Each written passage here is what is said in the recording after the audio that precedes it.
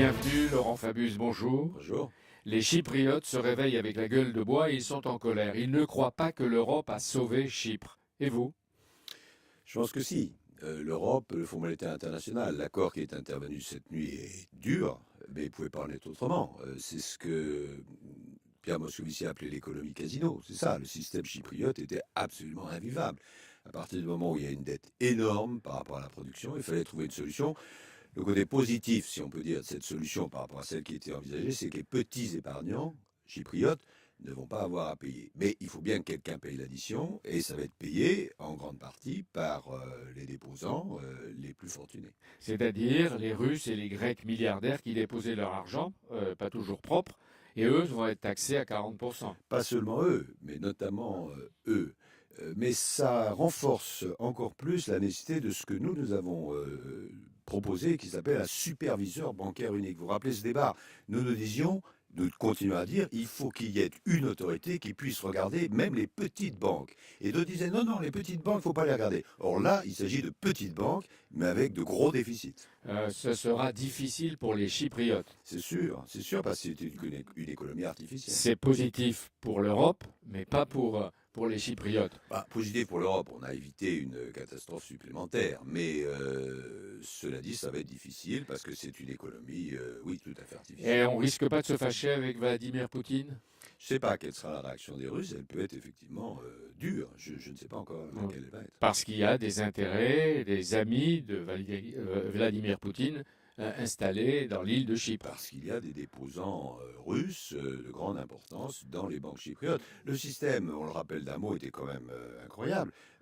Les intérêts étaient de l'ordre de 5%, alors même que l'économie productive ne produit pas du tout ça. Donc ça veut dire que pour produire ces 5%, il fallait que les banques, elles-mêmes chypriotes, réinvestissent dans d'autres économies casino, notamment la Grèce, où là, les taux d'intérêt étaient à 8%. Ça, c'est fini. C'est de la spéculation. Ça devrait être C'est fini. fini. Le statut de paradis fiscal, etc., avec toutes ces combinaisons, c'est fini. Oui, même si, c'est peut-être un regret qu'on peut avoir. Jusqu'à présent, le taux d'impôt sur les sociétés était de 10 ou 10,5. Là, ça va être 12,5. Mais c'est quand même pas énorme. Oui, ça pourrait monter. Mais l'Italie, l'Espagne et la France ne sont pas comparables, évidemment, avec Chypre. Non, pas du tout. Non. Mais comment éviter qu'un jour le FMI, le BCE, l'Union européenne nous imposent leur programme? À la fois en étant sérieux budgétairement et en soutenant autant qu'on le peut la croissance. C'est l'attitude que nous avons. Il faut à la fois budgétairement être très strict, parce qu'on ne peut pas dépenser durablement plus qu'on gagne. Et puis, il faut en même temps soutenir la croissance, parce que si on ne soutient pas la croissance, il n'y a pas d'emploi et en plus, il n'y a pas d'équilibre. Laurent Fabius, à quel moment le gouvernement va-t-il demander aux ressortissants français de quitter le Centrafrique? Non, pour le moment, c'est pas nécessaire. Les événements en Centrafrique, nous les suivons heure par heure. Il y a eu, comme vous le savez, une attaque par le mouvement qu'on appelle Seleka. Le président Bozizé, qui s'était engagé à faire un certain nombre de choses qu'il n'a pas fait, est parti à quitter son pays. Au Congo? Et a quitté son pays. Et donc, nous suivons tout cela heure par heure. Nous avons envoyé un certain nombre de troupes supplémentaires pour protéger nos ressortissants. Ils sont à peu près 1300. En plus, il faut s'occuper des Européens. Donc, c'est 2000 Mais vous leur personnes. demandez pas de partir? Non, nous leur demandons de rester chez eux. L'ambassadeur Mouchetif fait très très bien son travail. Je veux l'en féliciter. Et les choses sont, de notre point de vue, en ce qui concerne les Français, sous contrôle. Mais nous restons très très vigilants. Les renforts militaires à Bangui n'interviennent pas pour sauver un président et un régime déchu, ça c'est clair. Non, pas du tout. François Hollande l'a dit fort bien.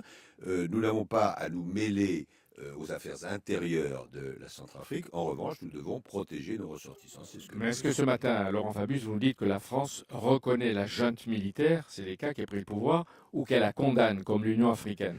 Non, ce que nous avons dit, François Hollande a eu Ban Ki-moon et puis aussi le président Déby, qui est le président de l'ensemble de la région, pour dire essayons de trouver une solution conforme aux accords de Libreville d'il y a quelques mois. Pour l'instant, il n'y a pas de pouvoir légitime là-bas, puisque Donc le pouvoir n'est pas légitime, parce que le chef militaire a dit « je suis président de la République », il s'est autoproclamé. Pour l'instant, il n'y en a pas. Donc on ne le reconnaît pas. Pour l'instant, il n'y en a pas. Alors, on espère qu'il va y avoir un gouvernement d'union nationale. Est-ce qu'il y a un risque que la Centrafrique devienne à son tour un repère de djihadistes terroristes, puisque le Soudan est à côté, puis qu'il y a des pays... Non, on n'en est pas là, heureusement, mais il faut faire très attention, parce que ce qu'on voit au Mali, ce qu'on voit au Nigeria, ce qu'on voit ailleurs, montre qu'en fait, il y a des groupes terroristes un peu partout. Et donc, il faut éviter, mobile, et il faut éviter la ramification entre tout cela. Mali, la France a confirmé la mort d'Abou Zaïd, mais Al-Qaïda lui a déjà donné un successeur, Jamel Okacha, qui est déjà recherché. Est-ce que ça veut dire que la guerre antiterroriste va continuer au Mali? Vous savez que nous sommes intervenus pour stopper les avancées terroristes au sud. Ça a été une opération extrêmement bien réussie. Maintenant, il faut gagner la paix. Mais c'est vrai qu'il reste des groupes terroristes dans la région. Et donc, nous n'avons pas l'intention, nous les Français, pas plus que les autres, d'abandonner la lutte contre les groupes terroristes qui continuent bien sûr d'être menaçants. Laurent Fabius, les djihadistes ont-ils, comme ils l'ont annoncé, tué un otage français? Ça a été annoncé, nous avons beaucoup d'inquiétudes, bien sûr, pour M. Verdon, mais nous n'avons pas de confirmation. Est-ce que vous avez des traces récentes de la présence d'otages quelque part? Je suis très discret, vous le savez, sur ce point, parce que toute indication qu'on donne peut être utilisée par les terroristes. Et donc je reste à la fois très déterminé et très discret. Vous dites que le gouvernement s'en occupe, il essaie de les récupérer. Tous les jours. Une étrange rumeur. Un point, si vous voulez bien, sur le Mali, parce qu'il n'y a pas simplement l'aspect militaire, il y a aussi l'aspect économique et l'aspect démocratique.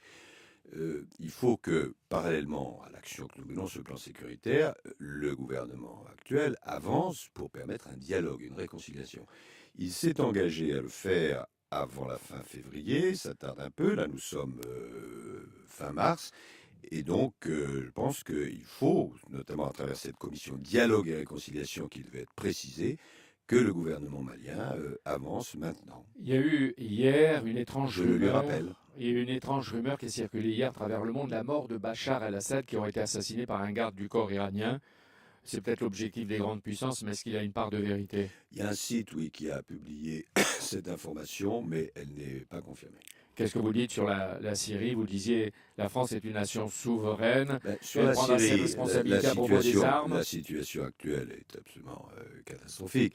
Si on veut éviter que la Syrie éclate et que ce soit finalement les extrémistes qui l'emportent, il faut une solution politique. Et pour ça, il faut bien sûr qu'il y ait un rééquilibrage sur le terrain des forces militaires. Simplement, les choses se compliquent. Vous avez vu que le président de la coalition nationale, qui est un homme très bien, très raisonnable, très responsable, M. Al-Khatib, a proposé sa démission. Elle a été refusée par le reste de la coalition. Demain, il y a une réunion. Un Premier ministre a été nommé, mais ce Premier ministre lui-même est récusé par l'armée de libération syrienne. Donc, vous n'avez plus d'interlocuteur. Donc, nous souhaitons à la fois que l'opposition se réunisse à nouveau, parce que toute division est négative, et d'autre part, nous souhaitons que l'opposition reste dans ses limites, j'allais dire, réformistes, et nous ne sommes absolument pas d'accord pour une dérive qui serait une dérive extrémiste. Laurent Fabius, jeudi, dans 3 jours, le président de la République va s'exprimer à la télévision au fait de son impopularité. Sans doute inévitable en raison du chômage. Quels sont les meilleurs arguments pour rassurer les Français, selon vous, avec votre expérience? Moi, j'aurais à l'esprit 2 choses. La première, c'est que ce n'est pas simplement une crise que nous vivons, c'est un changement du monde.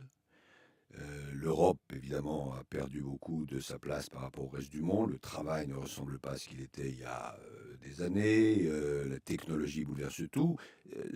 Il faut faire face à ce changement du monde. La France n'y a pas été préparée. Il faut que nous la préparions maintenant et que nous affrontions ce changement du monde. Premier argument. C'est de ça qu'il s'agit. Ce n'est pas seulement une crise, c'est un changement du monde. La France peut s'en sortir, condition de faire face. Deuxièmement, nous avons déjà pris des outils. Il y en a 5. Comme les 5 doigts de la main, qui permettent de nous en sortir. 1, le pacte de compétitivité pour diminuer les charges des entreprises. 2, tout ce qui concerne les emplois d'avenir, les emplois de génération. 3, la Banque publique d'investissement. 4, l'accord sur la sécurité de l'emploi. 5, la formation. Ce sont les 5 doigts de la main. On les a choisis. Maintenant, il faut les expliquer et les appliquer. Oui, mais les Français n'y croient pas. Ah, on verra. Hein? Je pense qu'il ne faut pas changer de ligne et ne pas aller vers des débats qui sont très intéressants, mais qui ne sont pas au centre. Le centre, c'est l'économie et le social. C'est ça que les Français attendent de nous. Et Laurent Fabius, en quittant Europe 1, à l'instant, vous avez participé à l'Élysée à un conseil de défense. Sur le Mali.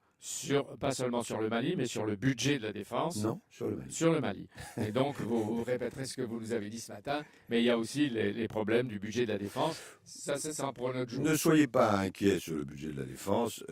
Les choix qui sont en train d'être faits permettront une défense efficace et en même temps de respecter les équilibres budgétaires. Merci Laurent Fabius. Allez donc au Conseil de défense vite pour pas être en retard. Demain, mon invité n'a jamais parlé. Il est un des dirigeants de la BCE, le français Benoît Cœuré. Chypre, le tournant, l'euro, la crise, la croissance. Bonne journée. Merci.